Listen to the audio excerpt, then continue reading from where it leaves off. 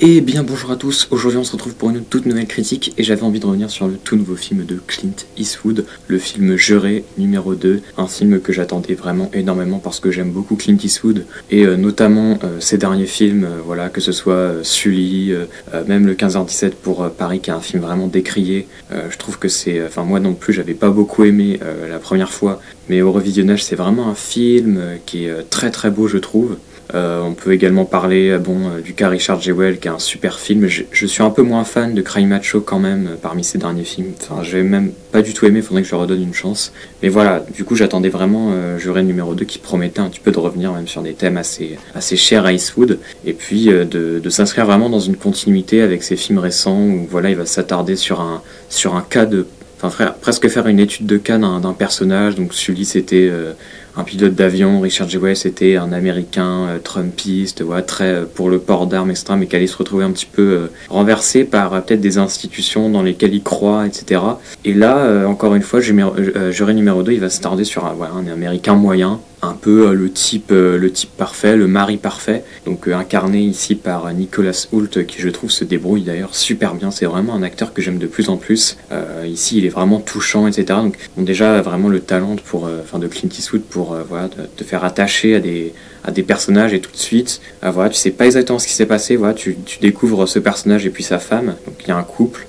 D'ailleurs vraiment première scène du film, la femme a les yeux bandés et puis elle arrive dans la chambre du prochain bébé qui devrait arriver vu qu'elle est enceinte, et puis voilà son mari, puis ensuite un discours, etc., avec une petite fête, et voilà, et tout de suite voilà, ces personnages tu t'y attaches un petit peu quand même, tu vas ensuite savoir qu'il y a eu des traumas, etc., des choses qui sont un petit peu mal passées qui vont être un peu plus développées, même très très finement ensuite dans le film. Et voilà, tout ça est très très fin justement. De toute façon, voilà, tu vois que les plus de 40 ans de carrière de Clint Eastwood, voilà, tu vois que maintenant le gars il sait construire des personnages, et donc il nous livre un récit implacable. Et à mon avis, alors il y aurait peut-être quelques défauts à pointer, mais enfin personnellement j'ai pas grand chose à reprocher au film. Alors donc de quoi parle le film sinon globalement? Donc voilà, on va retrouver un juré, enfin en tout cas un personnage qui va se retrouver juré dans une affaire.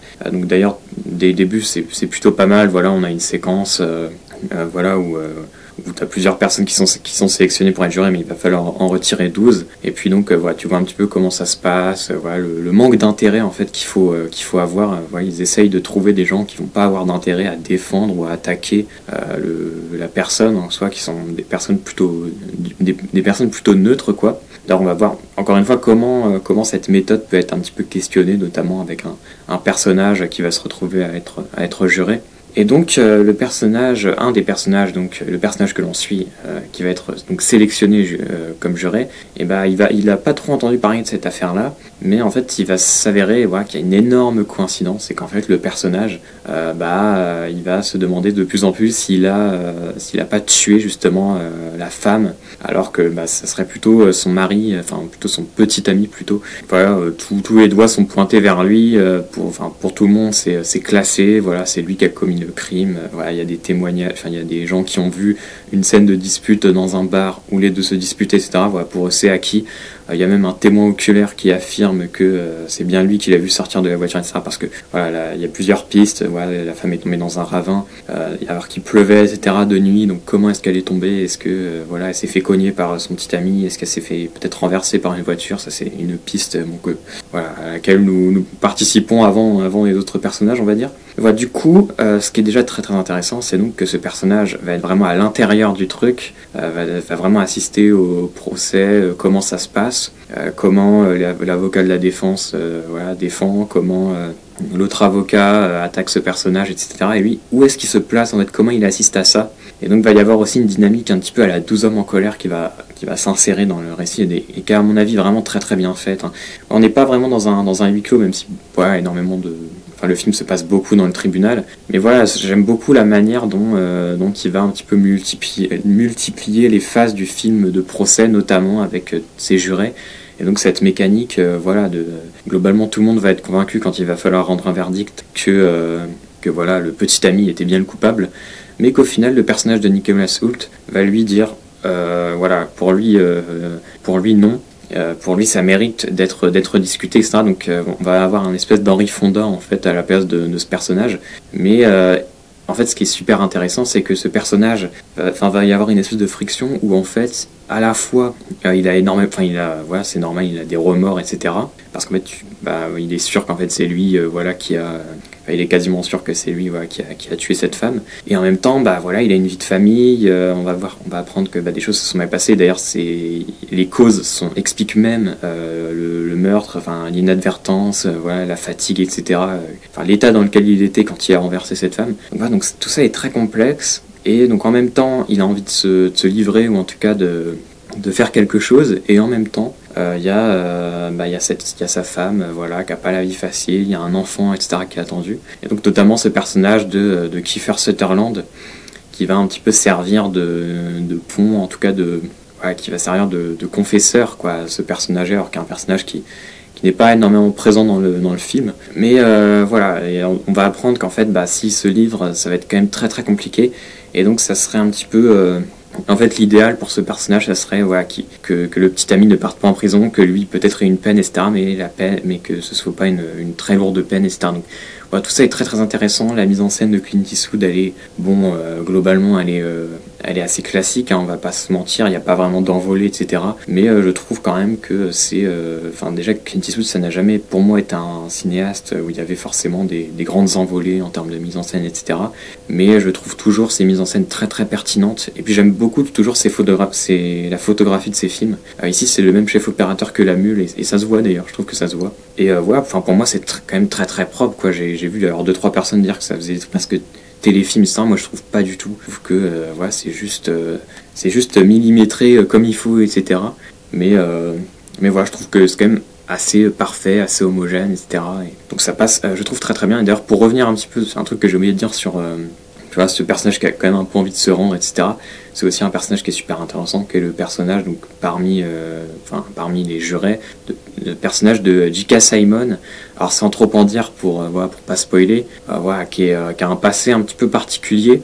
Et donc qui rajoute encore une fois, parce que je faisais pas allusion à ce personnage au début quand je parlais de personnages qui au départ ont peut-être pas d'intérêt, mais au final ils ont quand même un avis, etc., sur la chose, et des préjugés aussi.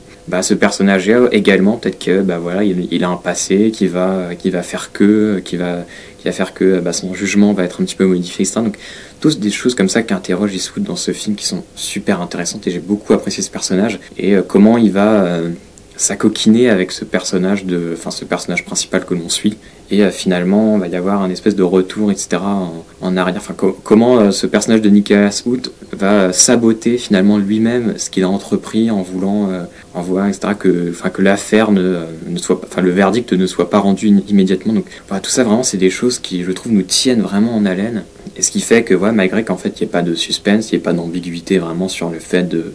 Alors peut-être qu'après il y a des gens qui ont quand même douté, peut-être que des gens s'attendaient à un twist à la fin, j'en sais rien. Moi je pense que Clint Eastwood c'est quand même quelqu'un de très très sincère et qui croit vraiment à ses personnages, etc., à ce qui fait que vraiment mettre un twist au bout de tout ça, ça aurait été assez moche, je pense. Et du coup voilà, même en se débarrassant d'un potentiel suspense, etc., qu'on pourrait entretenir, finalement il y a des personnages vraiment humains, complexes, etc., qui s'affrontent. Pareil, j'ai pas beaucoup parlé de l'avocate jouée par Toni Collette, qui a vraiment un vrai développement, etc. Alors peut-être un petit peu facile, qu'on a peut-être déjà vu, mais qui, je trouve, fonctionne bien. Et vraiment le film, alors vraiment pour parler vraiment de mon ressenti aussi presque émotionnel, parce que Clint Eastwood c'est vraiment un réalisateur qui vraiment est parvenu avec... Je pense que c'est même le réalisateur qui m'a le plus ému en vrai, que ce soit avec Un monde parfait, Sur la route de Madison, Sully, même 15h17 pour Paris, même Richard Jewell, vraiment beaucoup de films. Et là encore, le film m'a vraiment bouleversé par instant, mais vraiment le film a vraiment beaucoup marché sur moi. Notamment, je vais pas développer là-dessus, je vais pas spoiler, mais le dernier plan du film que je trouve à la fois d'une sécheresse extrêmement puissante, et vraiment je trouve la fin super intéressante, et je trouve qu'il a vraiment fini son film d'une main de maître, comme il fallait, quoi. Et puis voilà, et je trouve aussi, alors d'ailleurs ça m'a un peu fait penser, ce film m'a vraiment fait penser, outre ce que j'ai pu dire au début, à Sully, dans la manière de rejouer finalement l'événement. C'est-à-dire que le film est aussi, il y a évidemment beaucoup de flashbacks, on va réinterroger la séquence où voilà, le personnage a pris sa voiture pour s'en aller de ce bar, etc. Est-ce qu'il a bu avant de partir ou pas? Voilà. Et puis également rejouer la séquence de la dispute entre le mec et sa femme, etc. Qu'est-ce qui se passe ensuite, les gens qui assistent à cette scène, et puis également un autre flashback qu'on va voir, une scène où en fait les deux, enfin le couple est vraiment très cordial, très joyeux, on voit qu'ils s'aiment vraiment, etc. Donc, et cette manière de rejouer un petit peu la scène tout au long du film, tout au long du procès, comment ça avance, je trouve que c'est vraiment hyper intéressant et vraiment il fait naître Eastwood des sentiments, de la complexité dans le récit qui est super intéressante et qui est superbement bien amenée. Et c'est un peu ce qu'il faisait déjà dans Sully où voilà le pilote, bon si vous n'avez pas vu le film en fait c'est le pilote qui va se prendre des oiseaux dans les réacteurs et il va devoir, en fait il y a toute une théorie comme quoi il aurait pu revenir pendant qu'il était en vol à l'aéroport et en fait il va faire un amérissage, ce qui aurait été extrêmement dangereux sauf qu'il n'y a aucune victime dans cet amérissage.